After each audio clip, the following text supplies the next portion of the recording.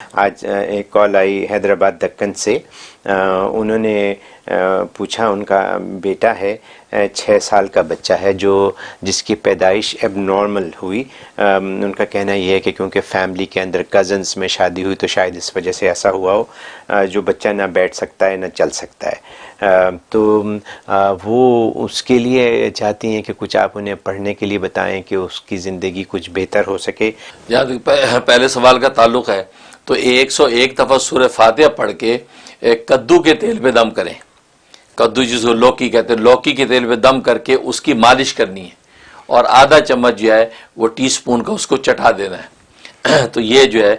روزانہ پابندی سے کریں، 101 دفعہ سورہ فاتحہ پڑھ لیں، اور یہ تین دفعہ سورہ فلق اور ناس پڑھ لیں۔ یہ پڑھ کے جو اول آخر 11 دفعہ درود شریف پڑھ کے تیل پہ دم کرے، اور روز دم کرنا یہ، اور روزانہ دم کر کے بھلے وہ تیل ریپیٹ ہوتا رہے لیکن دم روز کرنا ہے، اور اس سے اس کی مالش روز کرنی ہے، اور تھوڑا سا اس کو چٹا دینا ہے۔ انشاءاللہ اللہ کی رحمت سے وہ بیٹھنے لگ جائے گا، اس کے اندر قوت پیدا ہو جائے گی، اور 90 دن کی نیت سے آپ نے یہ عمل شروع کرنا ہے۔